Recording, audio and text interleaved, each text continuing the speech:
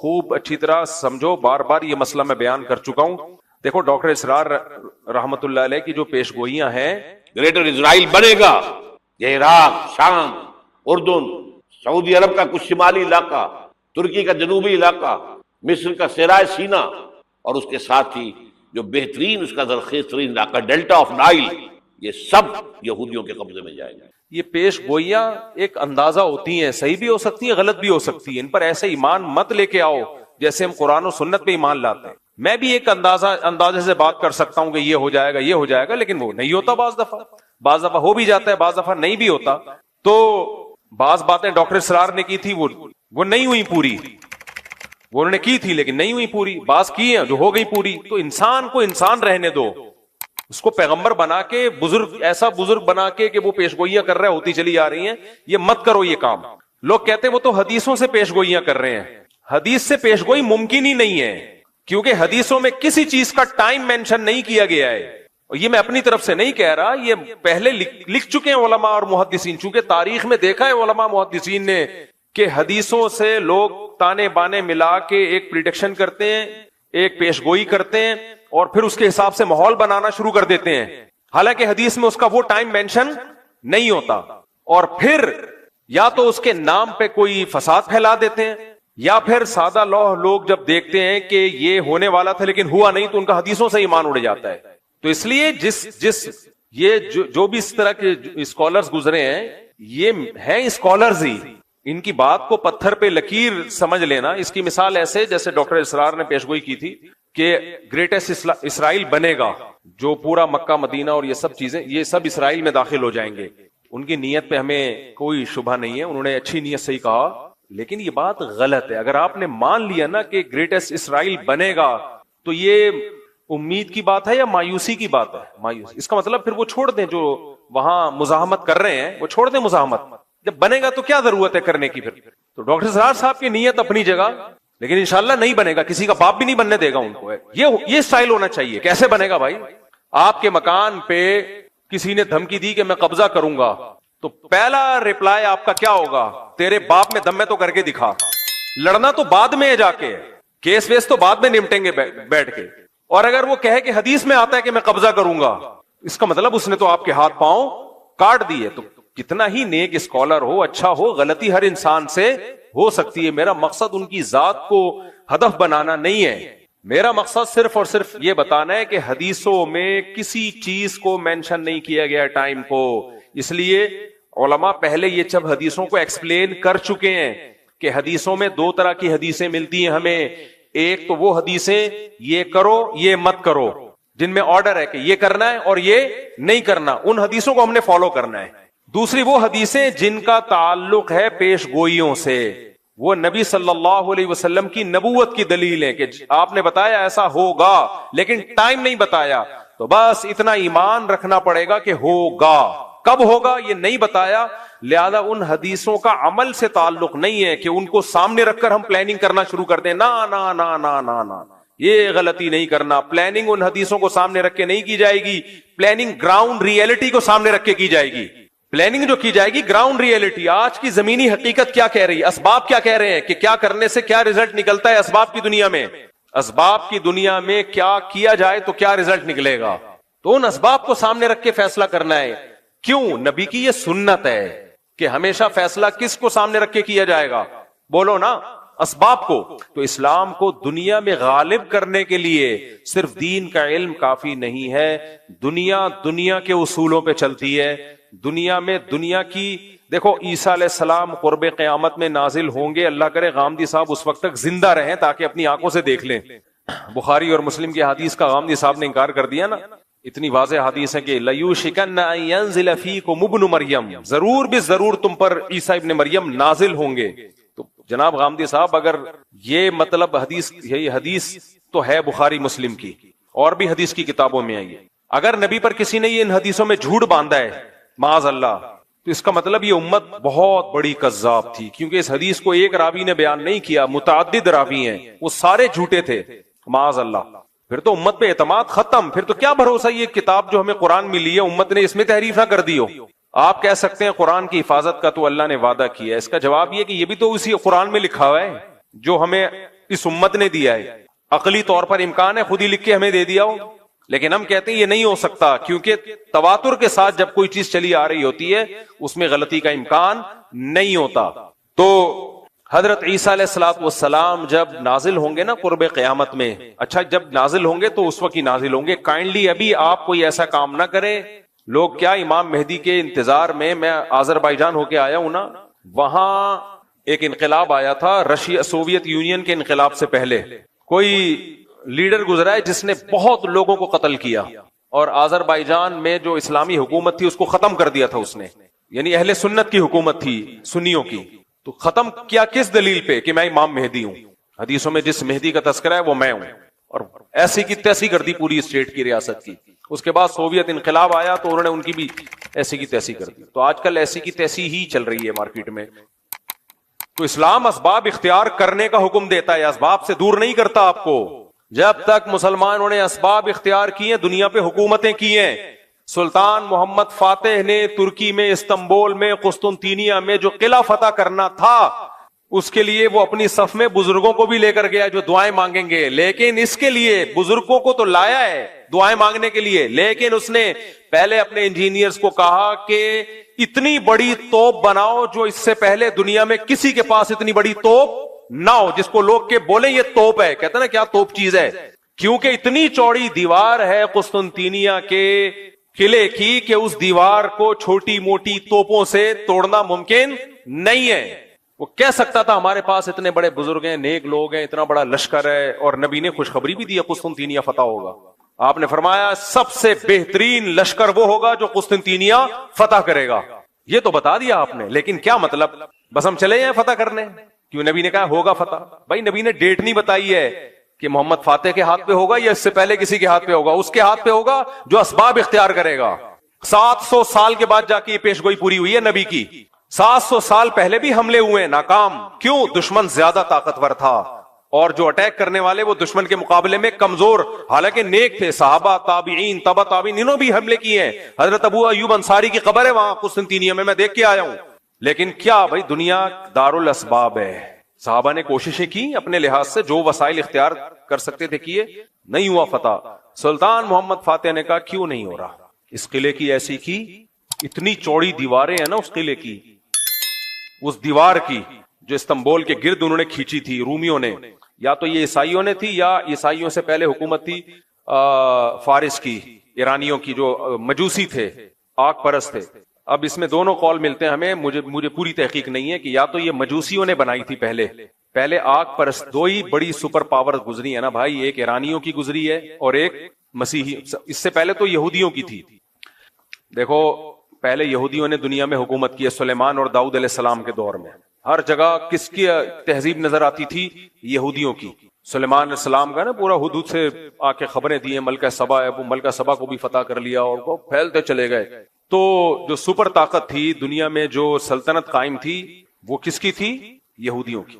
اس سے پہلے کی تاریخ میں نہیں جا رہا, اس سے پہلے بھی بہت لوگوں نے دنیا میں حکومتیں کی ہیں, تو ماضی قریب کی بات میں کر رہا ہوں. اس کے بعد اللہ نے کس کے ہاتھ میں روحانی خلافت دی ہے؟ مسیحیوں کے ہاتھ میں. حضرت عیسیٰ پر ایمان لانے والے یہ پھیلتے چلے گئے, جنگوں کے ذریعے بھی, دعوت اور تبلیغ کے ذریعے بھی. کچھ علاقوں کو تو عیسائیوں نے تلوار کے زور سے فتح کیا, کچھ ایسے تھے جو خود بخود پوری اسٹیٹس مسیحی مذہب میں داخل ہو گئی کیونکہ اس میں اٹریکشن تھی. لیکن یہ جو مجوسیوں کی حکومت تھی, آگ کی پوجا کرنے والے ایران کی طرف تھے, یہ ان کی اپنی ایک الگ ریاست تھی, بہت بڑی اسٹیٹ تھی ان لوگوں کی بھی. تو یہ دو سلطنتیں, ایک رومن امپائر اور ایک ایرانیوں کی جو مجوسیوں کی امپائر تھی, یہ دو بڑی طاقتیں تھیں جب اسلام دنیا میں بولو آیا. تو عیسائیوں کی لڑائی زیادہ تر انہی سے ہو رہی تھی, یا تو یہودیوں سے ہوتی تھی یا ان سے ہوتی تھی مجوسیوں سے. تو یہ جو استنبول ہے ترکی, یہ تھا پہلے مجوسیوں کے قبضے میں, آگ پرستش, آگ کی جو پوچھا مشرک لوگوں کے. اب یا تو یہ دیوار انہوں نے بنائی تھی جس پر مسیحیوں نے اسی طرح سے حملہ کیا, بہت مشکل سے اس پہ قبضہ کیا, یا یہ کہ یہ بنائی کس نے تھی؟ مسیحیوں نے بنائی تھی. یہ دیکھنا پڑے گا کتابوں میں, اس وقت میرے ذہن میں نہیں ہے. لیکن بہرحال مسلمانوں کے لیے اس کو فتح کرنا آسان کام نہیں تھا, اور نبی نے خوشخبری بھی سنا دی تھی, نعم جیش یغزو القسطنطینیہ او کما قال صلی اللہ علیہ وسلم, کیا ہی بہترین لشکر ہے جو قسطنطینیہ کو فتح کرے گا. اور کیا ہی بہترین ہے وہ شخص جو وہ امیر جو اس کو فتح کرے گا. 700 سال کوششیں ہوئی ہیں اس کو فتح کرنے کی, نہیں ہو پا رہا تھا. کیوں؟ اس لیول کے اسباب نہیں تھے جو انہوں نے اپنے ڈیفنس کے لیے رکھے ہوئے تھے. حالانکہ اٹیک کرنے والے, حملہ کرنے والے میرے اور آپ جیسے نہیں تھے, بڑے اللہ والے, بڑے نیک لوگ تھے, بڑے بزرگ لوگ تھے وہ. لیکن نہیں بھائی, دنیا دار الاسباب ہے. انہوں نے ڈیفنس کا سسٹم اتنا مضبوط کیا ہوا تھا, جس کی دیواریں اتنی چوڑی کہ اس پہ گدا گاڑیاں چل سکیں, بیل گاڑیاں چل سکیں, اتنی چوڑی دیواریں. ان دیواروں پہ آپ اس زمانے کے گولے مارو گے تو کیا ہوا, ایسا لگتا تھا جیسے کسی نے خارش کی ہے, کھجایا ہے تھوڑا سا دیوار کو. اس کو کیسے فتح کریں؟ پھر 2 سمندروں کے بیچ میں ایک نہر ہے جو یورپ کے ترکی کو اور ایشیا کے ترکی کو الگ کرتا ہے. تو اس سمندر کو بھی کراس کرنا تھا, وہ بھی ممکن نہیں تھا. اور اس سمندر تک کشتیاں پہنچانا ممکن نہیں تھا, اس پانی تک کشتیاں پہنچانا ممکن نہیں تھا. کشتیاں سمندر کے راستے سے لے کر آئیں تو دشمن کا قبضہ تھا اس پہ, اور کشتیوں کو بائی روڈ لے جانا, اتنی بڑی تعداد میں سمندری جہاز جیسی کشتیوں کو بائی روڈ لے جانا ممکن نہیں تھا. تو سلطان محمد فاتح نے 2 خاندانی کام کیے. بولا سب سے پہلے تو ایک اتنی بڑی توپ بناؤ کہ جس کو لوگ کہیں یہ کیا ہے, کیا توپ بنائی ہے, کیا توپ بنائی. یہ اسباب اختیار کیے اس نے. اور دوسرا, کھوپڑی استعمال کرو. جب تک ہم وہ جو 2 سمندروں کو ملانے والی پٹی ہے پانی کی, اس میں کشتیاں نہیں اتاریں گے, اور اتارے بھی چپکے سے, دشمن کو پتا نہ چلے, تو اس وقت تک ہمارے لیے اس کو فتح کرنا ممکن نہیں. مشورہ ہوا کہ ایک ہی آپشن ہے ہمارے پاس. توپیں تو بنانا کوئی مشکل نہیں ہے, انجینئرز نے بنا لی بڑی بڑی توپیں, آج بھی رکھی ہوئی ہیں ترکی کے میوزیم میں آپ جائیں. تو سب سے بڑا مسئلہ یہ ہے کہ خشکی کو پار کر کے پانی میں کشتیاں کیسے اتاری جائیں, جہاں مجاہدین کو بٹھا کے شہر کے اندر بھیجا جائے تاکہ وہ پیچھے سے بھی اٹیک کریں. 2 بڑے چیلنج تھے. نمبر 1 کشتیاں وہاں تک پہنچانا, نمبر 2 چپکے سے پہنچانا, کیونکہ دشمن دیکھ لے گا, وہ مارے گا. میں اور آپ ہوتے ہم کہتے لا الہ الا انت سبحانک انی کنت من الظالمین, 10 لاکھ دفعہ اس کا ورد ہوگا. ہاں آؤ بیٹھو سارے, یا اللہ فتح کرا دے, یا اللہ ہم تیرے گناہگار بندے ہیں اور ابھی تک گناہگار ہی ہیں کیونکہ اسباب اختیار کر نہیں رہے. پھر ہم جاتے, شف سرکار بھی ہمارے پاس ہوتا, ہم کہتے ادھر منہ کر کے جتنی تیرے پاس پھونکے آج ساری نکال دے یار. گورنمنٹ سے کہتے پھونک کے اسپیشل سلنڈر لے کر آؤ اور شف سرکار کے لگا دو تاکہ ہوا اندر جائے اور سرکار کے زمانے مبارک سے باہر نکلتی رہے ہوائیں. وظیفے کا خدا نہ خواستہ میں مذاق نہیں اڑا رہا. لا الہ الا انت سبحانک انی کنت من الظالمین, یہ بہت کارآمد دعا ہے. اس دعا کی برکت سے یونس علیہ السلام مچھلی کے پیٹ سے نکلے ہیں. مصیبتوں میں یہ دعائیں مانگنی چاہیے, یہ وظیفہ پڑھ سکتے ہیں, پڑھنا چاہیے, لیکن پہلے کام تو پورا کرو بھائی. پیناڈول رکھی ہوئی ہے, بخار میں یوں یوں جھوم رہا ہے, ابے یہ 2 گولی کھاتے ہوئے تجھے تکلیف ہو رہی ہے, موت آ رہی ہے, کھا لے, پھر فاتحہ پڑھ کے پھونک بھی لگا دینا. وہ کھا نہیں رہی ہے, اور سارا زور کس پہ ہے؟ پھونکوں پہ ہے. تو مسلمان کا سارا زور اس وقت پتہ ہے کس پر ہے؟ اسباب کی نفی پر. اس میں مذہبی طبقے کی بھی میجورٹی مبتلا ہو چکی ہے. ہمارے فرمایا کرتے تھے, یہ مفتی رشید احمد صاحب رحمہ اللہ کی جان کو جب خطرہ ہوا تو گارڈ رکھے حضرت نے, بڑے زبردست گارڈ رکھے تھے حضرت نے نا. اور حضرت کے شاگرد چونکہ مخلص تھے, انہوں نے کہا کہ ہم آپ کو بغیر گارڈ کے چھوڑیں گے نہیں. آج کل شاگردی مروا دیتے ہیں کہ حضرت آپ کا تو اللہ سے تعلق اتنا زبردست ہے, آپ کو تو کسی کا باپ بھی نہیں بم سے اڑا سکتا. پہلے ہمارے سینے پہ گولی آئے گی, پھر آپ کی آئے گی. آ تو گئی نا, بھلے تیرے کے بعد ہی آئی, لیکن آ تو گئی نا حضرت جی کے. تو حضرت نے تو کم رکھے تھے گارڈ. حضرت کے شاگرد چونکہ حضرت سے محبت کرتے تھے, انہوں نے کہا یہ اتنے کافی نہیں. حضرت فرمایا کافی ہیں. فرمایا نہیں, اس کو بڑھائیں گے. آپ کی سیکیورٹی آپ نہیں, ہے ہمارے ہاتھ. جب محبت ہوتی ہے نا انسان کو, آپ کو ابا سے محبت ہے, آپ کو پتا ہے کہ ابا کا بی پی ہائی ہوا ہے, یہ گولی کھائیں گے تو نارمل ہو جائیں گے, ابا کھا نہیں رہے تو آپ گن پوائنٹ پہ کھلاؤ گے ان کو گولی. اگر آپ کو محبت ہوگی, نہیں ہوگی تو آپ بولو گے چلو ابا کا مرنے کا پروگرام ہے. تو دیکھو اسلام میں زبردستی نہیں ہے, کسی چیز میں زبردستی نہیں ہے. نہیں بھائی, جس سے محبت ہوتی ہے آدمی کہتے ہیں اس کو بچاؤ. تو ہمارے حضرت کے شاگرد تھے, چونکہ وہ حضرت سے مخلص تھے. انہی دنوں میں مولانا یوسف الجھانوی شہید رحمۃ اللہ علیہ کو بھی بڑے خطرات تھے. تو وہ بےچارے کہیں بغیر گارڈ کے نکلے. کسی نے کنپٹی پہ, اتنے بڑے عالم, اتنے بڑے بزرگ, کیسا روحانی نورانی چہرہ, ایسے پرہیزگار. ہم نے ان سے جب بھی ملاقات کی ہے, کہتے ہیں نا کچھ لوگ نیک لوگ ہوتے ہیں جن کو دیکھ کے اللہ یاد آ جائے, وہ ان لوگوں میں سے تھے. اور علم کا سمندر, کیسے آرام سے بےچارے کہیں باہر نکلے, کسی آرام سے کسی نے گولی ماری اور نکل لی.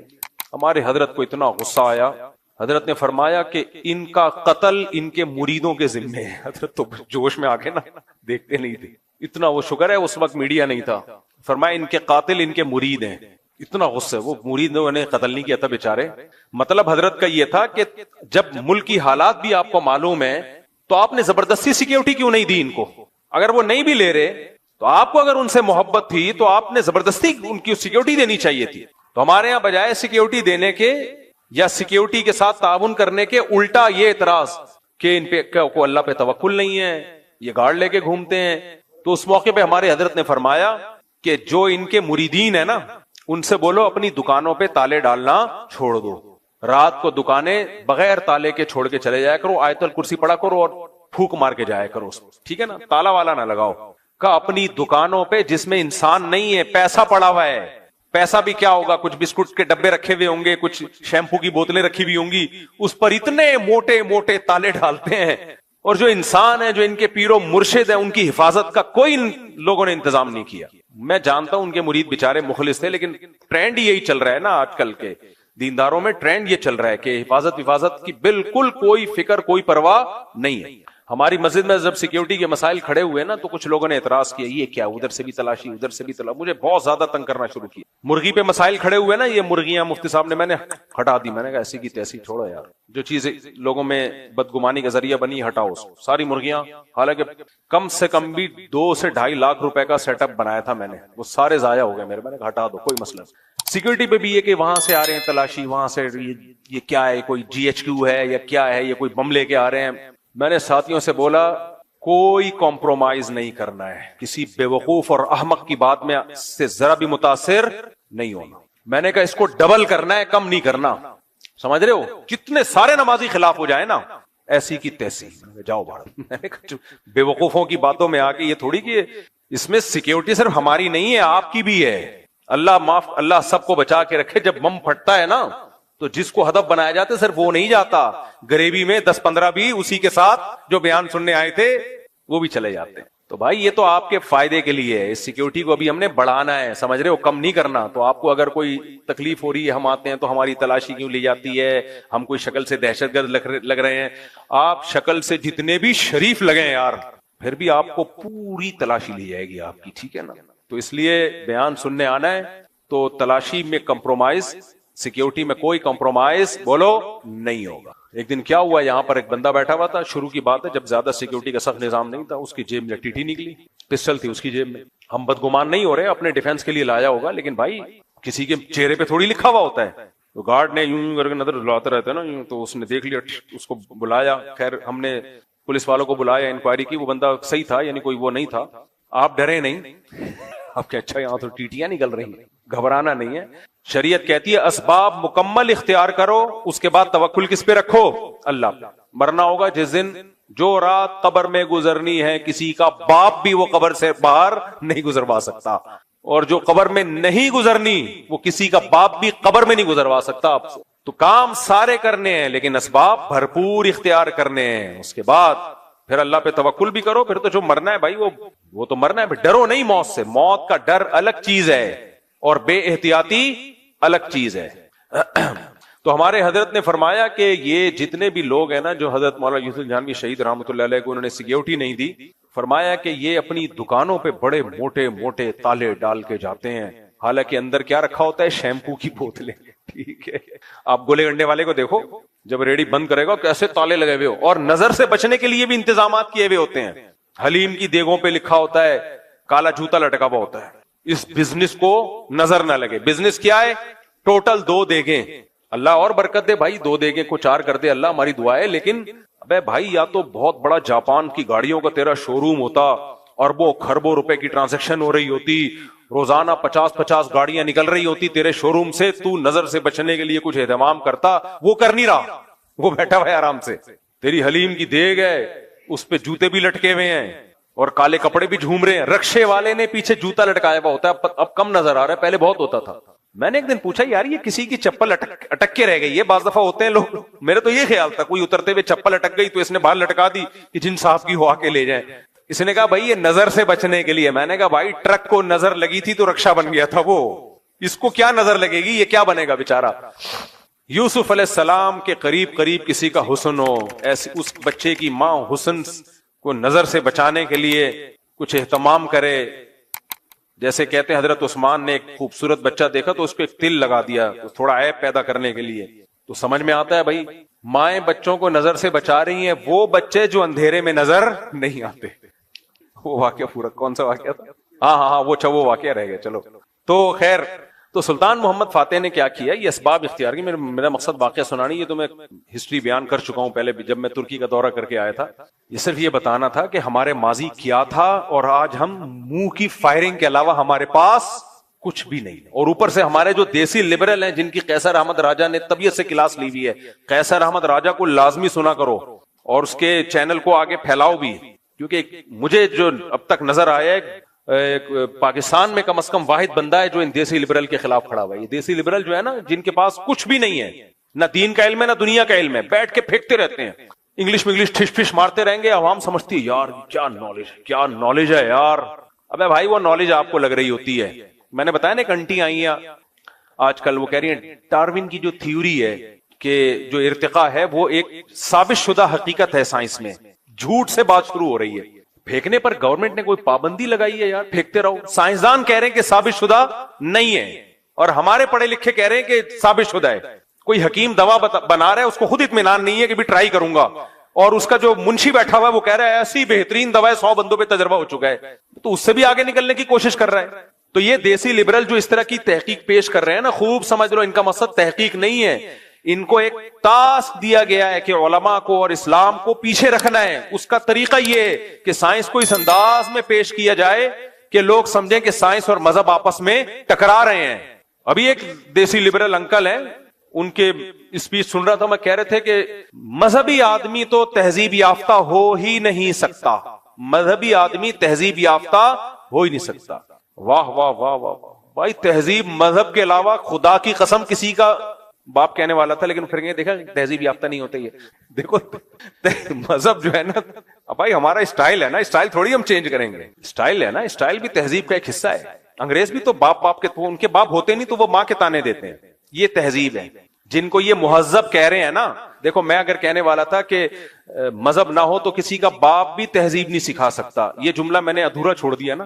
اگر میں یہ جملہ بولتا کہتے دیکھو یہ مولویوں کی لینگویج ہے، کسی کا باپ بھی نہیں سکھا سکتا، کسی کا چاچا بھی نہیں سکھا سکتا، تو یہ گورے بہت مہذب ہیں، حالانکہ گوروں میں باپ ہوتا ہی نہیں ہے.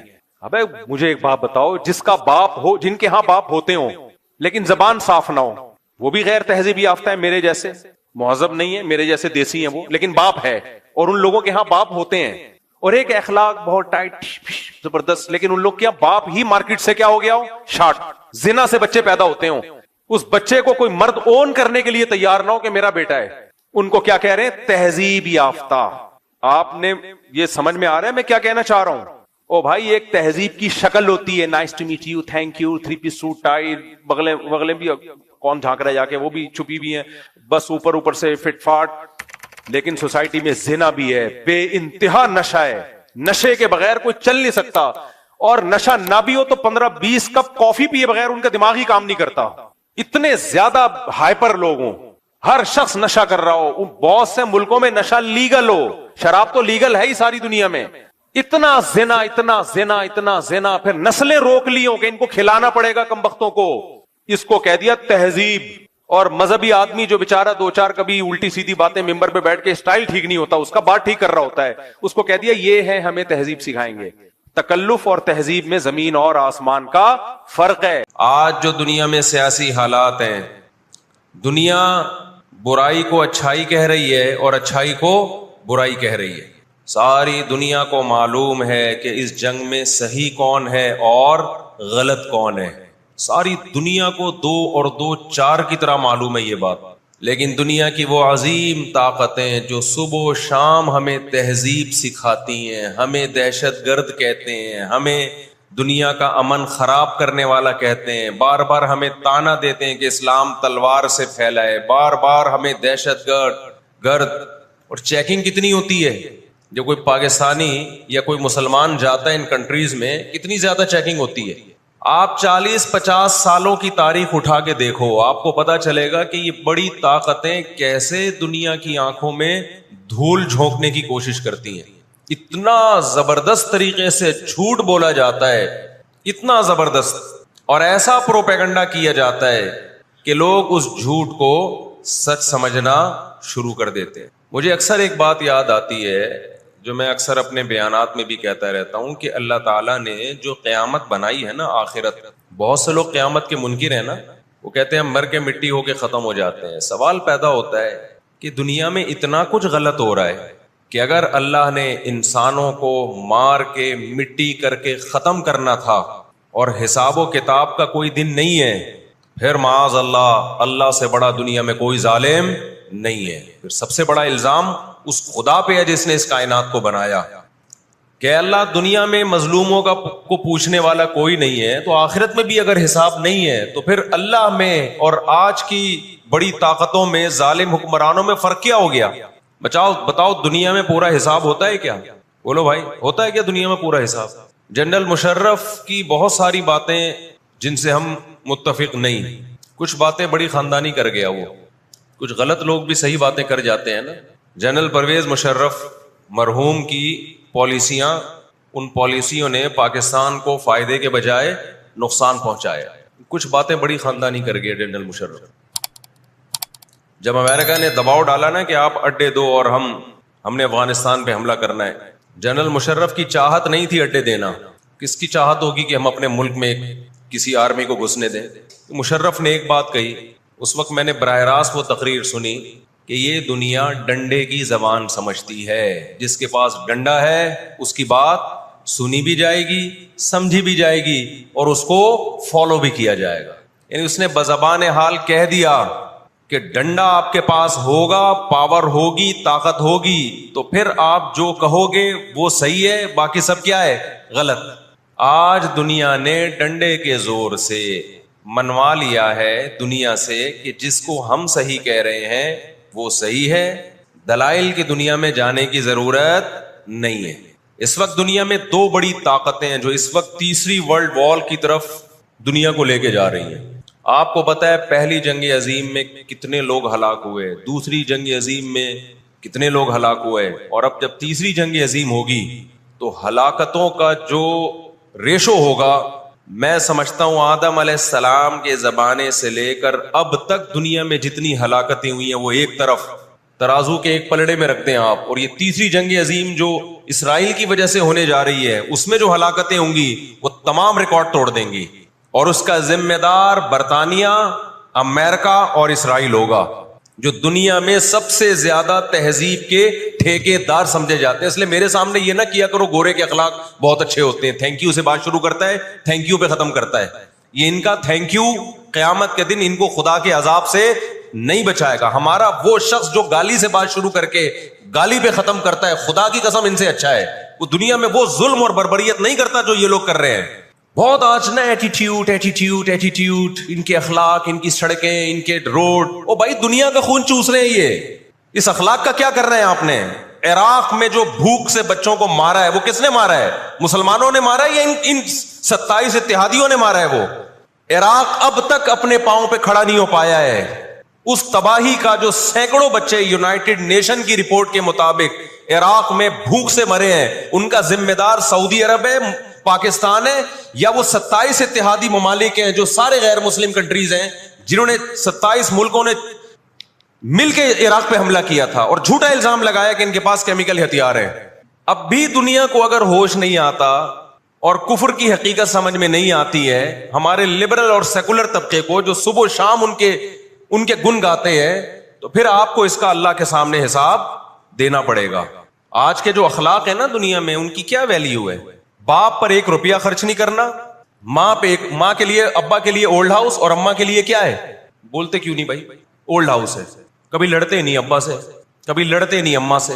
اس سے اچھا وہ بچہ ہے جو کبھی کبھار ابا سے لڑ بھی لیتا ہے, اماں سے لڑ بھی لیتا ہے, لیکن اسے پتا ہے کہ میں نے آخری دم تک ان بوڑھے ماں باپ کو اپنے سے جدا نہیں کرنا. وہ لڑکے توبہ استغفار کر لیتا ہے, وہ زیادہ بہتر ہے.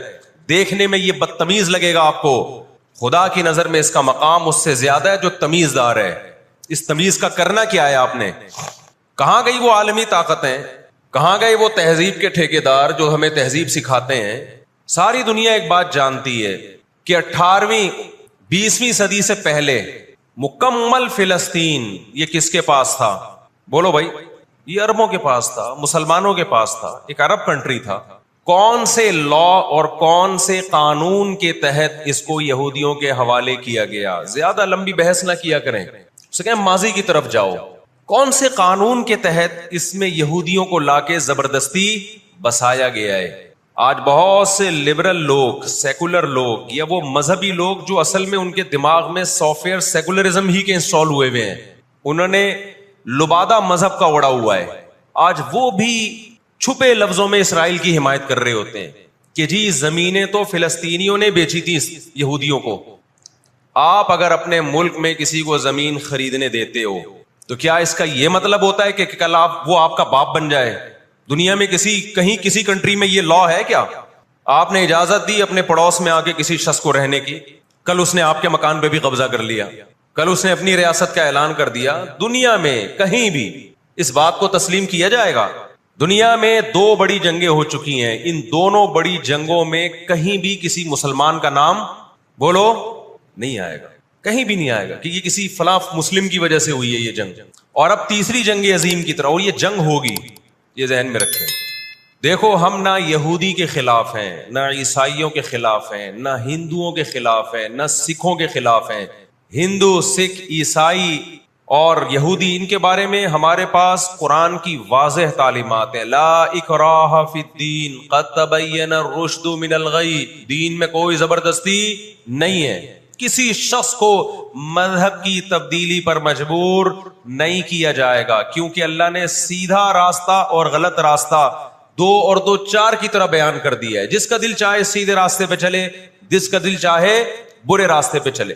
قرآن نے یہ بھی واضح کر دیا کہ آپ کسی پر زبردستی نہیں کر سکتے، تلوار کی زور سے کسی کو اسلام میں داخل نہیں کر سکتے.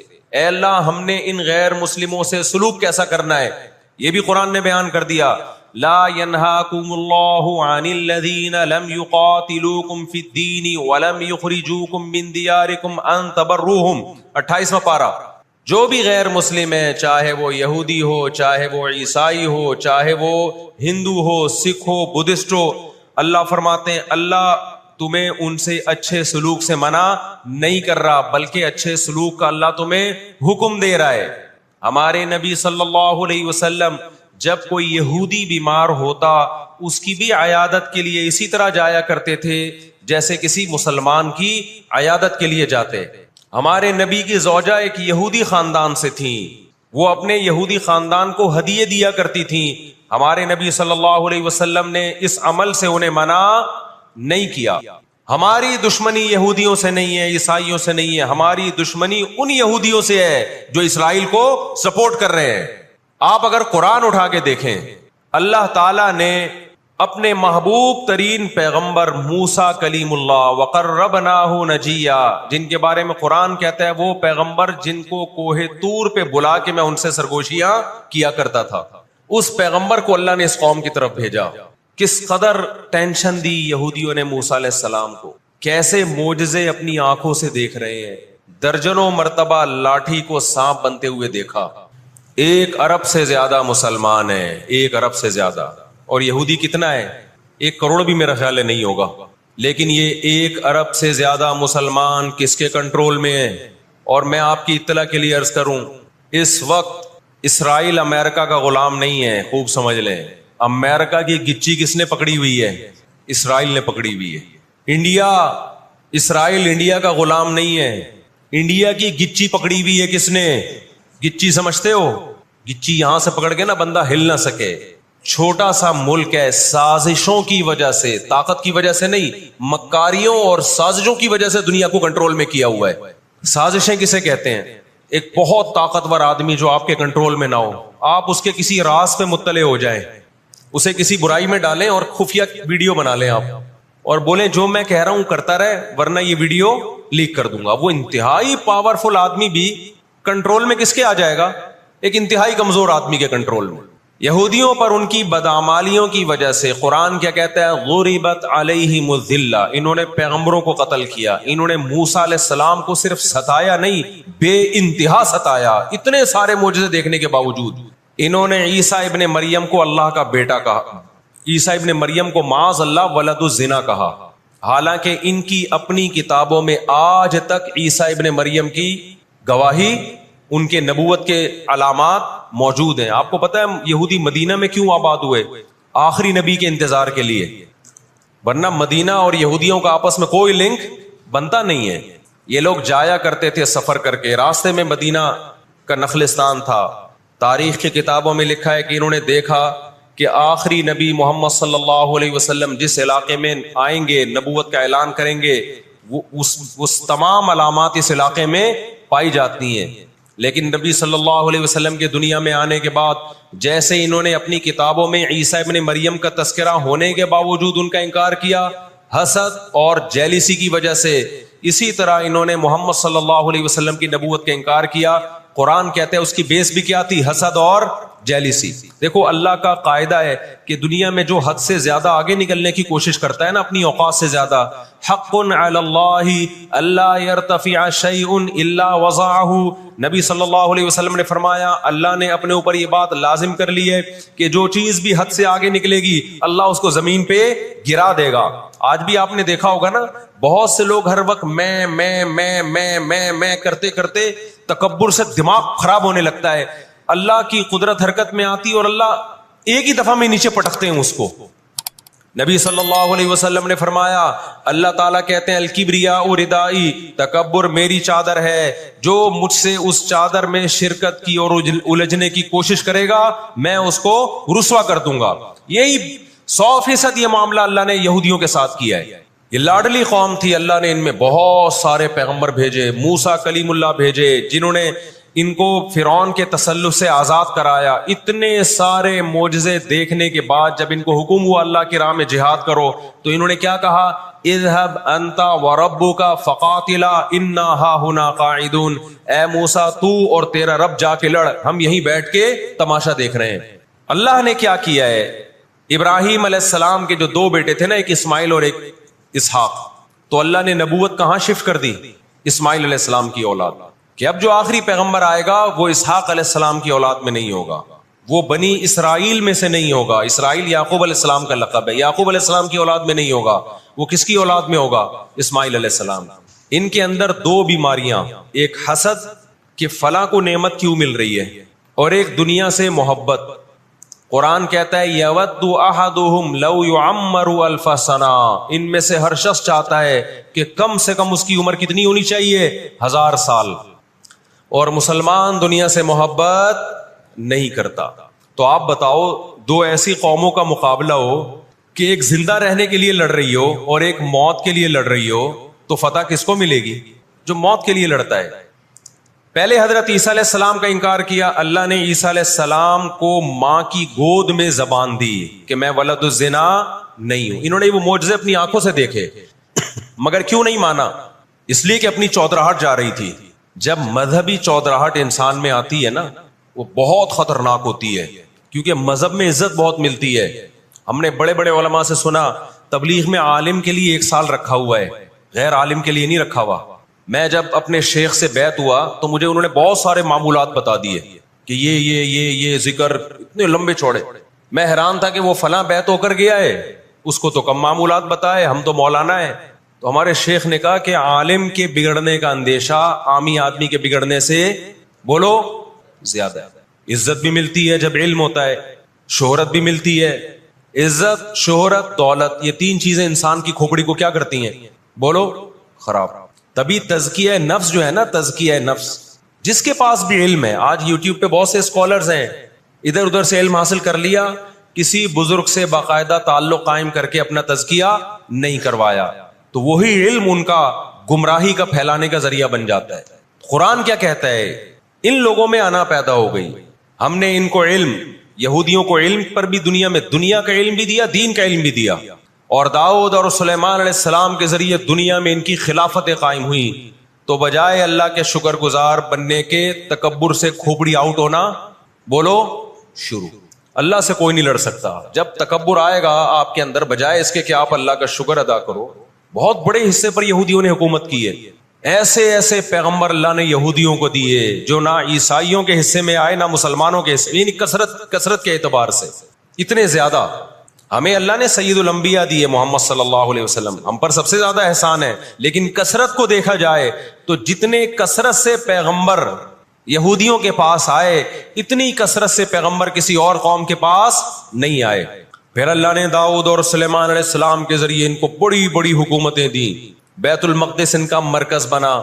لیکن اللہ کا شکر گزار بننے کے بجائے تکبر سے کھوپڑی آؤٹ ہونا شروع ہو گئی. اللہ نے ان سے نظام حکومت لے کے کس کے حوالے کر دیا؟ بیت المقدس کا عیسائیوں کے حوالے کر دیا. عیسائی بہت تھوڑے تھے لیکن اللہ نے ان تھوڑوں کو ان طاقتوروں سے لڑوایا اور اللہ نے ان کو مغلوب کیا. ان کے ہاتھ سے بیت المقدس نکلا اور اس کے بعد سے اب تک ان کے ہاتھ میں بیت المقدس نہیں آیا. مسلمانوں کے پاس آ گیا، ان کو نہیں دیا اللہ نے. 18ویں صدی کے شروع میں، 17ویں صدی کے اینڈ میں، سن 1900 کی بات کر رہا ہوں میں، 1901 1902 کی، اس سے بھی کچھ ٹائم پہلے یہ دنیا میں بکھرے ہوئے تھے. دنیا میں کسی کو ان سے دشمنی نہیں، لیکن دنیا میں جہاں بھی گئے کبھی ایسا نہیں ہوا کہ انہوں نے سازشیں ترک نہ کی ہوں. ہٹلر جو تھا نا دوسری جنگ عظیم میں تو جرمنی گیا ہوں نا، میں نے وہ قبرستان بھی دکھایا تھا یہودیوں کا. ہٹلر نے یہودیوں پہ بہت زیادہ ظلم کیا، جو بالکل غلط کیا. ہم اس ظلم کو کبھی بھی حوصلہ افزائی نہیں کرتے، دیگوں میں اٹھا کے زندہ ڈال دیا کرتا تھا. ہم اس عمل میں ہٹلر کی بالکل بھی حوصلہ افزائی نہیں کرتے، اس عمل کو اپریشیٹ نہیں کرتے. لیکن اس نے ایک تاریخی الفاظ کہے تھے، اسے پتا تھا دنیا مجھے برا کہے گی بعد میں کہ لاکھوں یہودی مار دیے میں نے. اس نے کہا میں چاہتا تھا سب کو قتل کر دیتا، ایک بھی زندہ نہ چھوڑتا، لیکن کچھ میں زندہ چھوڑ کے جا رہا ہوں تاکہ دنیا جب مجھے یاد کرے گی نا کہ یہودی ظالم تھا تو دنیا کو پتا چلے گا کہ میں نے ان کو قتل کیوں کیا. کچھ چھوڑ کے جا رہا ہوں، یہ چین سے نہیں بیٹھیں گے، دیکھنا کرتے کیا ہیں یہ. آج ہٹلر زندہ ہوتا، ہٹلر اگر آج زندہ ہوتا، دنیا کہتی کہ تو بندہ ٹھیک نہیں تھا لیکن بات ٹھیک کر کے گیا ہے. جیسے مشرف بندہ ٹھیک نہیں تھا لیکن بات، اس نے کہا نا دنیا کس کی زبان مانتی ہے؟ ڈنڈے کی. بات ٹھیک کر کے گیا ہے. اور میں آپ لوگوں کو بھی کہتا ہوں، آپ کا گھر بھی ایک چھوٹی سی ریاست ہے. گھر میں آپ کا روب ہوگا تو صحیح چلے گا گھر. روب نہیں ہے تو بھی دماغ سے نکال دو کہ میں محبت اور امن شانتی کے ساتھ، گھر صحیح چلے گا. امن شانتی سے ہی چلتا ہے گھر. روب کا ہونا بھی کیا ہے، اس کے بغیر نہیں ہوتا گزارا. سمجھتے ہو کہ نہیں؟ تو اللہ نے آدمی کو آدمی اس لیے بنایا ہے کہ اس کا تھوڑا روب رہے گھر کے اندر. روب ختم تو گھر سے بڑی مصیبت پھر کوئی نہیں ہے. دنیا بھی اسی اصول پہ چلتی ہے. تو 17ویں صدی کے آخر میں ان کو خیال ہوا کہ ہم اتنے سکون سے بیٹھے ہوئے ہیں، اب تک دنیا میں کچھ الٹا پلٹا ہوا کیوں نہیں ہے. ان کو خیال ہوا یہودیوں کو. قرآن نے ان کے بارے میں کیا کہا؟ ضربت علیہم الذلہ، ہم نے ان پر ذلت کو دے مارا ہے. آپ کو پتا ہے کہ یہود کا لفظ اتنی بڑی گالی دنیا کے لیے بن گیا تھا. ایران میں بہت زیادہ یہودی ہیں، پتا ہے آپ کو؟ اسرائیل کے بعد سب سے زیادہ یہودی ایران میں ہیں، لیکن انہوں نے اپنا نام ایران میں یہود نہیں رجسٹرڈ کروایا، کلیمی رجسٹرڈ کروایا ہوا ہے موسیٰ کلیم اللہ کی نسبت سے. کیوں؟ ان کو پتا ہے کہ یہود کا لفظ دنیا میں کیا بن چکا ہے؟ گالی. شرم آئے گی کسی کو بتاتے ہوئے کہ میں یہودی ہوں، اس لیے ایران میں انہوں نے اپنے آپ کو رجسٹرڈ کس نام سے کروایا ہے؟ کلیمی کہتے ہیں ان کو. میں مانتا ہوں سارے یہودی ایسے نہیں ہوتے، میں نے پہلے وضاحت کر دی، ہمیں یہودیوں سے دشمنی نہیں ہے، کیونکہ قرآن جہاں یہودیوں کی برائی بیان کرتا ہے وہاں قرآن یہ بھی کہتا ہے لیسوا سواء، سارے ایک جیسے نہیں ہیں. قرآن اعتدال سے بات کرتا ہے، سارے ایک جیسے نہیں ہیں. لیکن جتنا شر اور فساد اس قوم میں ہے، قرآن کہتا ہے کہ اتنا دنیا میں کسی اور قوم میں نہیں ہے. لَتَجِدَنَّ أَشَدَّ النَّاسِ عَدَاوَةً لِلَّذِينَ آمَنُوا الْيَهُودَ، اللہ کہتے ہیں تو مسلمانوں کا سب سے بڑا دشمن، دنیا کی جتنی قومیں ہیں ان میں سب سے بڑا دشمن کس کو پاؤ گے؟ یہود کو پاؤ گے. اس کے بعد مشرکین کو پاؤ گے، اور اسلام کے سب سے زیادہ قریب تم کس کو پاؤ گے؟ نصارہ کو، عیسائیوں کو پاؤ گے. تو ان کو بہت عرصے سے، صدیوں سے کچھ دنیا میں ہوا نہیں تھا، تو ان کو بیٹھے بیٹھے پریشانی ہونا شروع ہو گئی. چند ان کے فسادی لوگ جمع ہوئے اور انہوں نے کہا کہ بھئی دنیا میں ہر قوم کے پاس ایک ملک ہے، ہر مذہب کے پاس ایک ملک ہے، تو ہمارے پاس بھی ہونا چاہیے. حالانکہ یہ بات ہی غلط ہے. دنیا میں ہر قوم کے پاس ملک نہیں ہے. دنیا میں لاکھوں قومیں ہیں، ملک تھوڑی لاکھوں ہیں. پاکستان میں کتنی قومیں ہیں؟ سرائکی ہے، پنجابی ہیں، اردو ہیں، پٹھان ہیں، بلوچی ہیں. اگر قومیت کی بیس پہ ملک بنانا شروع کر دیں پھر تو ایک ایک انچ کے ملک وجود میں آئیں گے. پھر سرائکیوں میں جائیں گے تو سرائکیوں میں 20 قومیں ہیں، پٹھانوں میں جائیں گے, پٹھانوں میں 40 قومیں نکلیں گی, مہاجروں میں جائیں گے, ان میں صدیقی الگ ہے, ہاشمی الگ ہے, 20 قسم کے, بہاری الگ ہے, وہ تو قوم در قومیں بڑھتی چلی جائیں گی. انہوں نے کہا دنیا میں ہر مذہب کے پاس ایک ملک ہے, حالانکہ یہ بات بھی سکھوں کے پاس کوئی الگ ملک ہے, کوشش کر رہے ہیں وہ بنانے کی, لیکن اب تک کی رپورٹ کے مطابق نہیں ہے. بہت ساری دنیا میں مذہب ہے جن کے پاس کوئی کنٹری. مذہب کی بیس پہ حکومت دنیا میں 3 قوموں نے کی ہے, مذہب کی بیس پہ, جو آسمانی مذاہب ہیں, یہود, عیسائی اور مسلمان. پہلی جنگ عظیم ختم ہونے والی تھی, دنیا امن و امان کی طرف آ رہی تھی, ان کو وہ دنیا کا امن پسند نہیں آیا. انہوں نے جناب طے کیا کہ ہمیں ایک ملک ملنا چاہیے. ان کے بڑے بیٹھے, کسی نے کہا افریقہ میں ہونا چاہیے, کسی نے کہا فلاں جگہ ہونا چاہیے, کسی نے کہا فلاں جگہ ہونا چاہیے. ان میں چند شرارتیوں کو خیال آیا کہ اگر ہم کسی بھی ملک میں کسی بھی زمین پہ اناؤنس کریں گے نا یہاں ہم نیا کنٹری بنانا چاہتے ہیں, تو ہمارے یہود خود اس پہ آمادہ نہیں ہوں گے. اس لیے کہ جو شخص کسی ملک میں سکون اور اطمینان کے ساتھ رہ رہا ہے, کوئی یہودی, تو وہ کیوں آئے گا ہجرت کر کے وہاں پہ؟ سمجھ میں آ رہی ہے بات؟ بھائی آپ کسی کنٹری میں امن اور سکون کے ساتھ ہو, اعلان ہوتا ہے ان لوگوں کے لیے وہاں الگ ملک بن رہا ہے, تو آپ کہو گے مجھے جانے کی کیا ضرورت ہے جب میں یہاں سکون اطمینان سے ہوں, مجھے تمام حقوق حاصل ہیں. یہودیوں کو پوری دنیا میں ہر قسم کے حقوق حاصل تھے, اور سب سے زیادہ یہودیوں کے ساتھ اچھا سلوک مسلمان خلفاء نے کیا ہے. یہودی خود اس کے معترف ہیں کہ مسلمانوں کی اور ہماری جنگیں وہ بنو قریظہ اور بنو نذیر کے بعد, وہ جو مدینہ کے دور میں اس کے بعد کبھی بھی نہیں ہوئی ہیں. مسلمانوں کی لڑائیاں یا تو اہل فارس سے ہوئی ہیں, ایران جو پہلے کا ایران تھا, یا عیسائیوں سے ہوئی ہیں, یہودیوں سے جھڑپیں نہیں ہوئی ہیں. تو ان کو خیال ہوا بیٹھے بیٹھے کہ ہمیں الگ ریاست چاہیے. مختلف جگہوں کا سلیکشن ہوا, سب ریجیکٹ ہو گیا. تو صہیونیوں کو خیال آیا کہ اگر ہم بیت المقدس کا نعرہ لگاتے ہیں کہ ہمیں بیت المقدس دوبارہ چاہیے, یہ ہمارے آباء و اجداد کا وطن ہے, تو الگ ریاست کا منجن بہترین طریقے سے بک سکتا ہے. مذہبی لوگ جہاں لوگوں کو صحیح گائیڈ کرتے ہیں, خوب سمجھ لو مذہب کے نام کا منجن بھی مذہب میں ہی بکتا ہے. آج بھی ایسا ہو رہا ہے. بہت سی مذہبی تحریکیں لیبل کس کا لگا رہی ہوتی ہیں؟ اسلام میں بھی ایسا ہی ہے. جہاں اسلام میں آپ کو اچھی تحریکیں ملیں گی, وہاں ایسی تحریکیں بھی ملیں گی کہ لیبل کس کا لگایا جا رہا ہوتا ہے؟ مذہب کا, اور مقصد اس کے پیچھے دنیاوی مفاد ہوتے ہیں. اس کو سمجھنے کی ضرورت ہے. ہمارے یہاں جہاں بھی نعرہ لگ جائے نا مذہب کا, تو لوگ سارے گدھے گھوڑوں کی طرح اکٹھے ہو جاتے ہیں. یہ نہیں دیکھتے کہ اس کے پیچھے اس کے مقاصد کیا ہیں. تو نعرہ یہ لگایا گیا, اللہ کرے میں جلدی سے مختصر ہسٹری سمیٹ دوں پھر آپ کے سامنے بات رکھوں. نعرہ یہ لگایا گیا کہ چونکہ بیت المقدس ہمارا تھا, یعقوب علیہ السلام, یوسف علیہ السلام, موسیٰ علیہ السلام اور جتنے پیغمبر گزرے, یحییٰ علیہ السلام, زکریا علیہ السلام, ان سب کا مرکز کون سی جگہ ہے؟ ارض مقدس فلسطین. تو فلسطین کے نام پہ پوری دنیا سے یہودیوں کو فلسطین میں جمع کرنا ہمارے لیے پاسبل ہے. مگر یہودی بکھرے ہوئے تھے, ان کے پاس اتنی طاقت نہیں تھی. 2 سازشیں انہوں نے کی ہیں. نمبر 1, تجارت اپنے کنٹرول میں لو. قرآن کہتا ہے وَأَخْذِهِمُ الرِّبَا وَقَدْ نُهُوا عَنْهُ, اللہ نے ان پر سود لینے پر پابندی لگائی تھی. انہوں نے دنیا کو سود کے نظام میں لپیٹ دیا. پوری دنیا کی دولت مرتکز ہو کے کس کے پاس آنے لگی؟ یہودیوں کے پاس. مذہبی ریاست بنائی جا رہی ہے. اس کی مثال ایسے ہے جیسے ہم مسجد بنا رہے ہیں اور بندوق ہاتھ میں لے کے لوگوں کو ڈکیتیاں کر کے پیسہ لاؤ, جتنا پیسہ بنے گا, جتنا پیسہ اکٹھا ہوگا ہم اس سے کیا بنائیں گے؟ مسجد بنائیں گے. تو اس سے صاف پتہ چل جائے گا بھائی تیرا مقصد مسجد بنانا نہیں ہے, مسجد کے نام پہ منجن بیچنا ہے. سمجھ میں آ رہی ہے بات کہ نہیں آ رہی؟ لیبل مسجد کا لگ رہا ہے, اس کے پیچھے, کیونکہ جو مسجد جو بنانا چاہتا ہے وہ کبھی بھی حرام پیسے سے مسجد نہیں بنائے گا. تورات میں آج تک سود کی حرمت موجود ہے, اور قرآن نے بیان کیا کہ ان کو ہم نے سود لینے سے منع کیا, لیکن انہوں نے سود لینا شروع کر دیا. بڑے بڑے بینک آج کس کے پاس ہیں؟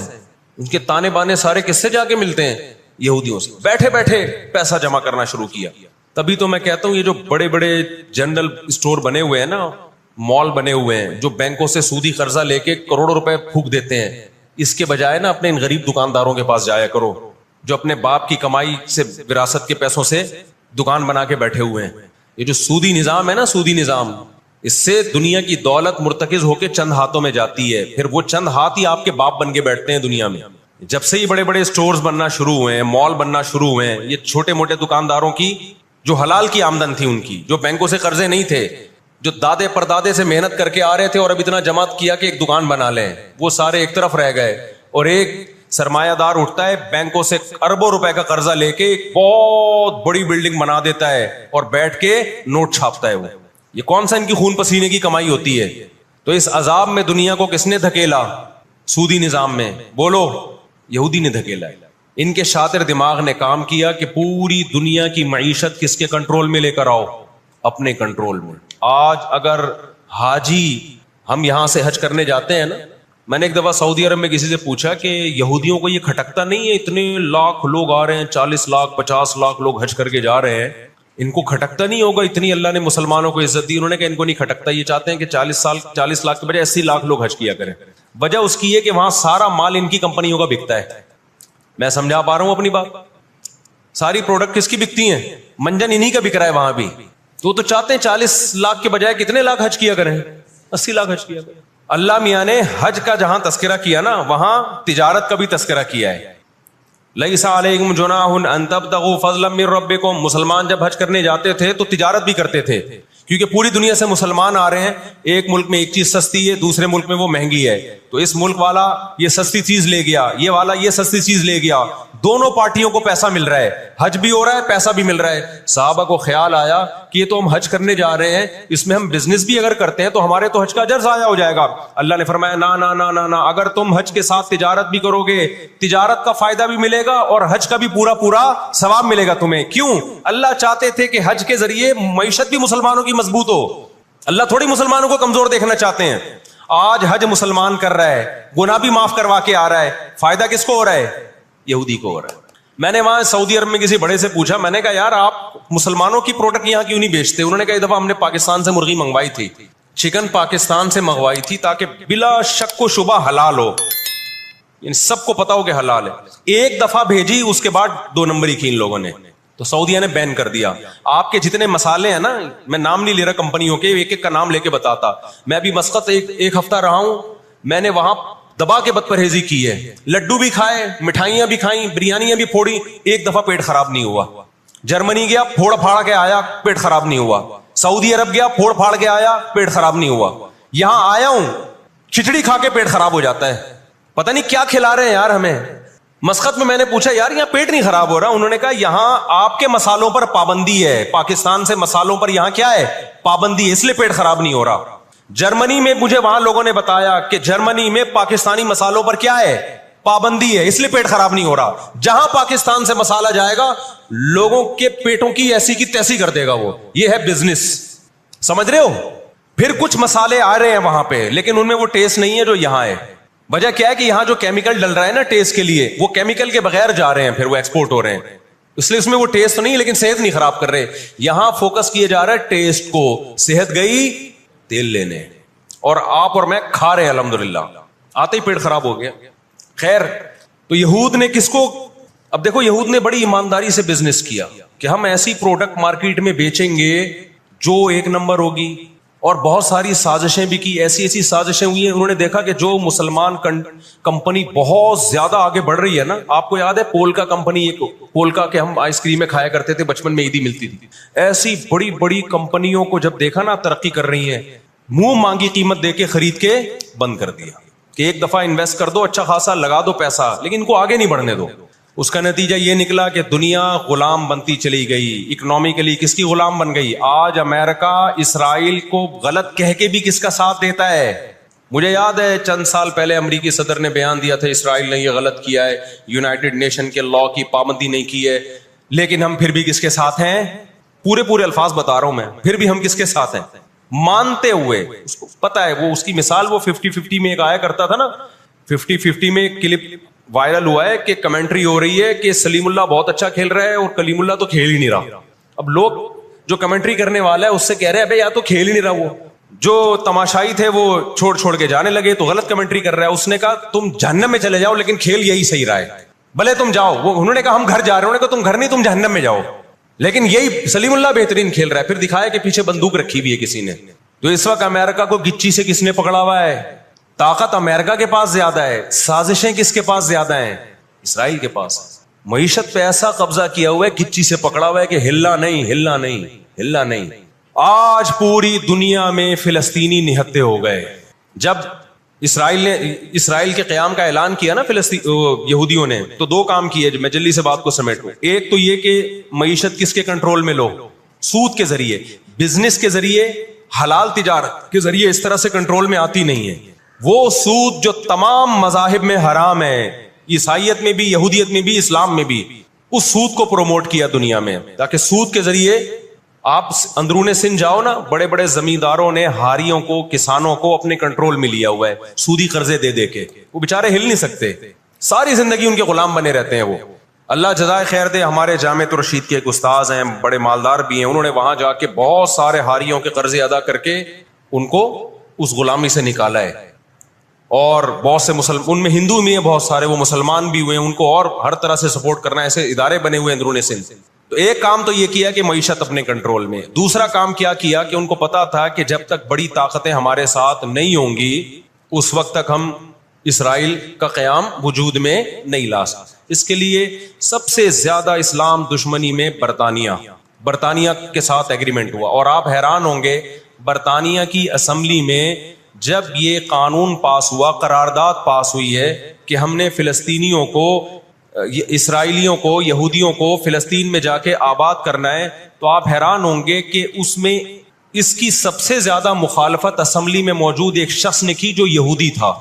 اس نے ایک آواز اٹھائی کہ اگر ہم نے ایسا کیا تو اب تک 1000 سال سے زیادہ عرصہ ہو گیا ہماری مسلمانوں سے کبھی لڑائی نہیں ہوئی ہے. اگر ہم نے ایسا کیا تو پوری مسلم دنیا ہمارے اگینسٹ ہو جائے گی, اور دنیا ایک نہ ختم ہونے والی جنگ میں آپ دنیا کو جھونک دو گے. وہ یہودی تھا, اس نے اس پالیسی کے خلاف آواز اٹھائی, مگر برطانیہ کو اس سے کوئی سروکار نہیں تھا. اس کا کیا جا رہا ہے بھائی اس میں نے بتایا نا, یہ دنیا کے بڑے بڑے جو تہذیب سکھاتے ہیں نا ہمیں, ان کی تہذیب بس یہی ہوتی ہے کہ روڈ ایسے پار کرنا ہے آپ نے, اور لال بتی پہ آپ نے رک جانا ہے, ٹیکس آپ نے ٹائم پہ ادا کرنا ہے. یہ چھوٹی موٹی, ایک مسجد سے چپل چرانے والا چور ہوتا ہے نا, پٹتا وہی ہے. کبھی بڑے اسمگلر کو دیکھا آپ نے, کیا ہو گیا بھائی, گھنٹی بجا کے بھاگنے والا بچہ پکڑا بھی جاتا ہے, پٹتا بھی ہے. مسجد سے چپل چرانے والا پٹتا بھی ہے. لیکن کچھ چور ایسے ہوتے ہیں 3 پیس سوٹ اور ٹائی میں, بڑا زبردست بریف کیس ان کے پاس, اس میں پورا اسمگلنگ کا پیسہ ہوتا ہے, لاکھوں لوگوں کی جان اس میں خون بہا ہوتا ہے, اس کا پیسہ ہوتا ہے, عزتوں کے سودے ہوتے ہیں. تو یہ بڑی بڑی طاقتیں اس طرح کرتی ہیں. اور کمال کی بات ہے, راحت اندھوری کے ایک شعر ہے نا, کہ مجھے شعر تو یاد نہیں رہا, اس کا مفہوم یاد رہ گیا ہے, کہ ہمارے قاتلوں کو کہاں ڈھونڈتے پھرو گے. ایک شاعر نے تو کہا ہے کہ اپنی معشوقہ کو, کہ ہمارے قاتلوں کا, یعنی ہماری قاتل تو آپ ہو, آپ کی محبت میں ہم مرے ہیں. اس نے کہا کہ ہمارے قاتلوں کو کہاں ڈھونڈتے پھرو گے. وہ کیا ہے کہ ہمیں قتل کا الزام ہم ہی پر رکھ دو, ہم ہی پر الزام ڈال دو, یعنی مقتول ہی پہ الزام ڈال دو کہ یہی قاتل ہے. آج دنیا میں سب سے زیادہ دہشت گردی کا شکار مسلمان ہو رہا ہے, کشمیر میں بھی. اور میں کشمیر کے بارے میں نیوز چینل کی رپورٹ پیش نہیں کر رہا, میں دنیا میں جاتا ہوں, مقبوضہ کشمیر کے مسلمانوں سے بھی ملتا ہوں. نام ان کے ہائی لائٹ نہیں کیے جا سکتے, ان کی ویڈیو نہیں ڈالی جا سکتی, ورنہ انڈیا ان کو تنگ کرے گا. مقبوضہ کشمیر میں کوئی ایک مسلمان ایسا نہیں ہے جو انڈین گورنمنٹ سے خوش ہو. ابھی مسقط میں ایک خاتون ملی مقبوضہ کشمیر سے, مجھے تو لوگ پہچان لیتے ہیں, کہنے لگے مفتی صاحب خدا کا واسطہ آپ آواز اٹھائیں, ہم پر بہت ظلم کر رہا ہے انڈیا, بہت مار رہا ہے ہمیں کشمیر میں, بتاؤ دنیا آواز اٹھا رہی ہے اس پہ, کیونکہ مسلمان کا خون بہ رہا ہے. روہن گیان میں کس کا خون بہتا ہے, برما میں مسلمان کا خون بہتا ہے. فلسطین میں کس کا خون بہ رہا ہے, مسلمان کا خون بہ رہا ہے. جہاں مسلمان کا خون بہے گا دنیا منہ پہ ٹیپ لگا لیتی ہے. جہاں کوئی ایک غیر مسلم, ہماری نظر میں مسلمان کا خون بہے یا غیر مسلم کا, ہم فرق نہیں کرتے, کسی پہ بھی ظلم ہوگا ہم آواز اٹھائیں گے. لیکن دنیا یہ فرق کرتی ہے, لیبل یہ لگاتی ہے کہ انسانیت پہلے مذہب بعد میں, لیکن ان کا ایٹیٹیوڈ بتاتا ہے کہ ان کی نظر میں مذہب پہلے ہے, انسانیت بعد میں ہے. دنیا میں سب سے سستا خون مسلمان کا ہو گیا ہے. تو 2 کام کیے, نمبر 1 اکنامکلی مضبوط کرنا ہے, سود کے ذریعے, تجارت کے ذریعے نہیں, سودی تجارت کے ذریعے. اس کے بعد کیا کیا, برطانیہ سے معاہدہ ہوتا ہے, اور چند سالوں میں 1917 میں برطانیہ نے اعلان کیا کہ بھئی ہم پوری دنیا سے یہودیوں کو لا کے کہاں آباد کریں گے, فلسطین میں. اس وقت مکمل فلسطین کس کا تھا, عربوں کا تھا, وہ مسلمانوں کا تھا. چند سال میں 33% یہودی اسرائیل میں آ کے فلسطین میں آ کے آباد ہو گئے, اور وہ وہاں گڑبڑ شروع کر دی انہوں نے. نہتے فلسطینیوں کو مارنا, قتل کرنا, ان کی زمینوں پہ قبضہ کرنا. فلسطینیوں نے آواز اٹھائی, غیرت مند لوگ ہیں وہ, انہوں نے کہا لن نترک شبرا للذلی, ہم ایک بالش بھی نہیں دیں گے. جب تک سلطان عبد الحمید تھا نا, خلیفہ مسلمانوں کا, اس نے یہودیوں سے کہا تھا کہ شاپر میں مٹی اٹھا کے بھی لے جانے نہیں دوں گا فلسطین کی. سمجھتے ہو, دیکھو مسلم حکومت چاہے کیسی نالائق ہو, خلافت چاہے کیسی نالائق ہو, اس کا وجود نہ ہونے سے بہرحال بہتر ہے. آج لوگ کہتے ہیں ترک بدعتی تھے, ترک میں مزار تھے, میں مانتا ہوں یہ چیزیں غلط تھیں, لیکن اب مزار ختم ہو گئے, اس کے بجائے دوسری غلط چیزیں بہت ساری آ گئی ہیں, اور بہت ساری الٹی چیز. جب تک ایک ہماری ریاست تھی, ایک حکومت تھی, نہ بوسنیا کا مسئلہ کھڑا ہوا تھا اور نہ اسرائیل کا مسئلہ کھڑا ہوا تھا. تو 33% یہودی آ کے آباد ہوئے. 1945 میں جب پہلی جنگ عظیم کا خاتمہ, دوسری جنگ عظیم کا خاتمہ ہوا, برطانیہ کی ایسی کی تیسی ہو گئی تھی. قرآن کہتا ہے وَكَذَلِكَ نُوَلِّي بَعْضَ الظَّالِمِينَ بَعْضًا, یہ عجیب الفاظ ہیں قرآن کے, ہم بعض ظالموں کو بعض کے ذریعے پٹواتے ہیں. ہندوستان میں بہت سارے علماء کھڑے ہوئے انگریز کے خلاف, لیکن شکست ہوئی. اللہ نے پٹوایا کس سے؟ برطانیہ کو, ہٹلر کے ذریعے. ٹھیک ہے برطانیہ جنگ ہارا نہیں, لیکن اتنا کمزور ہو گیا, جو اس نے 200 سال محنت کی تھی بر صغیر پہ کنٹرول کرنے کے لیے, اسے اندازہ ہو گیا کہ اب میں وہ کنٹرول برقرار نہیں رکھ سکتا. اور ہٹلر کے ایصال ثواب کے لیے بر صغیر کے مسلمانوں کو اور ہندوؤں کو آزادی ملی. کس سے؟ برٹش سے آزادی ملی. تو اب کیا ہوا؟ یونائٹڈ نیشن بن چکی تھی, اس کے پیچھے بھی بہت بڑی سازش تھی. خیر, یونائٹڈ نیشن جب وجود میں آئی ہے تو برطانیہ تو پیچھے ہٹا, یونائٹڈ نیشن آ گئی. 1947 میں یونائٹڈ نیشن نے فلسطینیوں کی مرضی کے بالکل خلاف ایک کام کیا کہ بٹوارا کیا جائے, یہاں تک یہودیوں کا اور یہاں تک کس کا؟ فلسطینیوں کا. یہ پہلی غلطی تھی یونائٹڈ نیشن کی. جب عدالت انصاف نہیں کرتی نا, تو پھر لوگ خود بخود غیر قانونی کاموں پہ آتے ہیں. عدالت جب اپنی ذمہ داری پوری کرتی ہے, لوگ غلط چیز کی طرف نہیں جاتے. 1948 میں یا 49 میں, آج دنیا میں بہت سے لوگ کہتے ہیں یہ عرب کنٹریز کیوں نہیں کر رہے. بھائی عرب ممالک 3 بڑی جنگیں لڑ چکے ہیں. یہ جو لوگ الزام لگاتے ہیں نا کہ عرب چپ کر کے بیٹھے ہوئے ہیں, مصر کیوں نہیں کر رہا. مصر کی سرحد ملتی ہے اسرائیل سے, شام کی سرحد ملتی ہے, اردن اور لبنان کی سرحد ملتی ہے. یہ سارے ملک 3 بڑی جنگیں لڑ چکے ہیں اسرائیل کے خلاف, لیکن فتح کس کو ہوئی ہے؟ اسرائیل کو. کیوں؟ اس کے پیچھے کون تھا؟ اس کے پیچھے امریکہ تھا. تو آپ اپنے ملکوں کو برا بلا کہہ کے اس سے کچھ بھی حاصل ہونے والا نہیں ہے, اس سے ان کا وجود بھی ختم ہو جائے گا. 3 بڑی جنگیں ہو چکی ہیں, تمام عرب کنٹریز مل کے اسرائیل پہ حملہ کرتے ہیں, لیکن اس کے نتیجے میں نقصان کیا ہوا؟ یونائٹڈ نیشن نے جو لکیر کھینچی تھی نا یہودیوں کے لیے, یہودی اس لکیر کو کراس کر کے آگے بڑھ گیا, اور 80% فلسطین پہ یہودی نے قبضہ کر لیا. اور یہ غزہ کی پٹی جو آج ہے, اور جس کو ویسٹ بینک کہا جاتا ہے, اس غزہ کی پٹی پہ مصر کا قبضہ ہو گیا جو ایسٹ میں ہے, اور ویسٹ بینک پہ اردن کا قبضہ ہو گیا. 20% علاقہ میں سے آدھا اردن کے پاس اور آدھے سے کچھ کم مصر کے پاس چلا گیا. باقی 80% کس کے پاس آ گیا؟ اسرائیل کے پاس. پھر 1967 میں بہت بڑی وار ہوئی. یہ میں ان لوگوں کو بتا رہا ہوں جو ہر وقت اسلامی حکومتیں جو رہی صحیح رہ گئی ہیں نا, ہر وقت ان کو برا بلا کہتے رہتے ہیں, یہ کچھ نہیں کر رہے, یہ عرب کچھ نہیں کر رہے. یہ 3 جنگیں لڑ چکے ہیں. جب تک تمہارا باپ پیچھے کھڑا ہوا ہے نا امریکہ, اس وقت تک یہ مسئلہ حل نہیں ہو سکتا. پیچھے وہ کھڑا ہوا ہے. اب کیا ہے کہ جی 1967 میں یہ تمام کنٹریز جو بھی اسرائیل کو گھیرے ہوئے ہیں, یہ سب مل کے پلان بناتے ہیں, عرب متحد ہوتے ہیں کہ اسرائیل کو ایک ہی دفعہ میں صفحہ ہستی سے مٹانا ہے. اسرائیل کی خفیہ ایجنسیاں اتنی ہوشیار, اتنی متحرک کہ پہلے اطلاع مل جاتی ہے, اور مصر کے جہاز جو بمبارمنٹ کے لیے جانے تھے, اسرائیل پہ حملہ کرنا تھا, وہ کھڑے کھڑے بہت سارے جہاز ایئرپورٹ پہ اسرائیل تباہ کر دیتا ہے. سمجھ میں آ رہی ہے کہ نہیں آ رہی ہے؟ وہ بہت بڑی پلاننگ سے آیا بھائی. وَقَدْ مَكَرُوا مَكْرَهُمْ وَعِنْدَ اللَّهِ مَكْرُهُمْ وَإِنْ كَانَ مَكْرُهُمْ لِتَزُولَ مِنْهُ الْجِبَالُ. اللہ نے کہا یہ اسلام دشمن جب سازشیں کرتے ہیں اتنی بڑی سازشیں ہوتی ہیں کہ پہاڑ اپنی جگہ سے ہل جائیں. یہ نا امیدی کی بات ہے لیکن امید کی بات بھی ہے. اللہ کہتا ہے عند اللہ مکرہم، اللہ کو ان کی مکر اور تدبیر کا علم ہے. یہ مسلمانوں سے نہیں لڑ رہے، یہ کس سے لڑ رہے ہیں؟ اللہ سے لڑ رہے ہیں. تو خوشخبری کی باتیں بھی ہیں، وہ میں بتاؤں گا انشاءاللہ ابھی. تو عرب کو شکست ہوتی ہے اور نقصان کیا ہوتا ہے کہ الٹا عربوں کے علاقے اپنے ہاتھ سے نکل جاتے. مصر کا بہت بڑا علاقہ چلا گیا، غزہ بھی خالی ہو گیا، ویسٹ بینک بھی خالی ہو گیا، اور یہ سارے علاقے کس کے قبضے میں چلے گئے؟ یہود کے. شام کے علاقوں پہ بھی یہود کا قبضہ، مصر کے علاقوں پہ بھی. 1973 میں پھر عرب ممالک مل کے لڑتے ہیں اسرائیل کے خلاف تاکہ اپنے علاقوں کو خالی کرائیں ہم. اس میں بھی کیونکہ امریکہ بھرپور سپورٹ کر رہا تھا اسرائیل کو، دبا کے اسلحہ دے رہا تھا.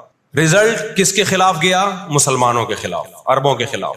اور ان کو اندازہ ہو گیا کہ اس جنگ میں ہم اپنے علاقے خالی نہیں کروا سکتے. سعودی عرب میں اس دور میں غیرت مند بادشاہ تھے شاہ فیصل شہید رحمۃ اللہ علیہ، اللہ ان کی مغفرت کرے، ان کے درجات بلند کرے، بڑے مجاہد تھے. انہوں نے عرب ممالک کا اجلاس بلایا اور تیل کی سپلائی بند کر دی. سمجھتے ہیں بات کو کہ نہیں سمجھتے؟ جب تیل کی سپلائی بند ہوئی، اللہ تعالیٰ نے وسائل تو آج بھی مسلمانوں کو دیے ہیں، تیل کی سپلائی بند کی ہے تو اسرائیل گھٹنے ٹیکنے پر مجبور ہو گیا. پھر امریکہ بہادر بیچ میں آئے ایک بڑے بزرگ کا کردار ادا کرتے ہوئے کہ دیکھو لڑائی بڑائی معاف کرو، اللہ کا گھر صاف کرو، بیٹھ کے مذاکرات کی میز پہ آ جاؤ. تو یہاں بھی مذاکرات کی میز کے پیچھے تیل کا ڈنڈا تھا. سمجھ رہے ہو؟ عربوں کے پاس جو تیل کی اللہ نے ان کو ایک طاقت دی ہے نا، وہ استعمال کی انہوں نے. لیکن لڑائی معاف کرنے میں بھی بہت سارے گیم کھیل گیا. وہ طے یہ ہوا کہ جی جو عربوں کے علاقوں پر اسرائیل نے قبضہ کیا ہے مصر اور شام پہ، وہ اسرائیل واپس کرے گا. ٹھیک ہے، ہم آپ کے علاقے واپس کر رہے ہیں، لیکن مصر کو اسرائیل کو تسلیم کرنا پڑے گا. یہ بہت بڑی مسٹیک ہوئی. کس سے؟ بولو، مصر سے. وہ اس پہ آمادہ ہو گئے، چلو ہمارے علاقے تو ہمیں واپس مل رہے ہیں. غزہ سے بھی مصر نے فوجیں ہٹا لیں، غزہ کا علاقہ بھی اسرائیل کے حوالے کر دیا. مصر کو یہ لگا کہ مرتا کیا نہ کرتا. مصر نے جب یہ علاقے واپس کیے اور اسرائیل کو تسلیم کیا تو بہت سارے عرب کنٹریز مصر کے خلاف ہو گئے اور عرب اتحاد سے مصر کو نکال دیا. وہ جو بعد میں داخل بھی کر لیا، پھر 1989 میں دوبارہ داخل کر لیا. فلسطینیوں کو اندازہ ہو گیا کہ یہ ممالک جو کچھ کر سکتے تھے کیا ہے، اب ہمیں ہی کرنا پڑے گا. اب ہم دنیا سے کیا ہو گئے ہیں؟ مایوس. لیکن ان کی غیرت کو 100 بار سلام، انہوں نے شکست تسلیم نہیں کی. دنیا کے مسلم کنٹریز نے شکست مان لی، انہوں نے نہیں کی. لڑتے رہے بالآخر غزہ کا علاقہ، غزہ سے یہودیوں نے اپنی فوجوں کو یہ غزہ آزاد کرایا. انہوں نے، کوئی ان کے ساتھ نہیں تھا، اکیلے لڑ رہے تھے. 2006 میں غزہ میں الیکشن ہوئے اور حماس بھاری اکثریت سے جیتتی ہے. امریکہ اور اسرائیل نے اس قانونی حکومت کو جو الیکشن کے ذریعے ہوئی ہے، میں نے بتایا نا ان کے قوانین ان کے لیے ہی ہوتے ہیں. ویسے جمہوریت الاپتے شاپتے رہتے ہیں، لیکن جہاں جمہوری طرز پر ان کی مرضی کے خلاف ہو جائے تو پھر جمہوریت نہیں چاہیے ان کو. جہاں آمریت سے کام چلتا ہے وہاں آمریت چاہیے. یہ سارے اصول اور ضابطے کس کے لیے ہیں بھائی؟ ہم غریبوں کے لیے ہیں، ہم غریبوں کے لیے. آپ کو پتا ہے پاکستان میں کوئلے کی بلوچستان میں اتنی کانیں ہیں کہ 200 سال تک فری بجلی ہمیں مل سکتی ہے، لیکن دنیا ہمیں نکالنے نہیں دیتی کہ انوائرمنٹ، ماحول خراب ہوگا. جبکہ بہت سارے ملکوں میں کوئلے سے بجلی بن رہی ہے، وہاں کا ماحول خراب بولو نہیں ہے. سمجھتے ہو کہ نہیں سمجھتے؟ دنیا کے جو بڑے پیمانے پر جو بڑے بڑے دہشت گرد ہیں نا، وہ کچھ اور ہی ہیں. وہ چھوٹی چھوٹی مسجد سے چپلیں نہیں چراتے، بس ان کا ہم لوگ مسجد سے چپلیں چراتے ہیں اس لیے بدنام ہوتے ہیں. 2006 میں جب حماس بھاری اکثریت سے جیتی ہے تو امریکہ اور اسرائیل ان کی حکومت کو تسلیم کرنے سے بولو انکار کر دیا. اچھا 1956 میں بھی لڑائی ہوئی ہے.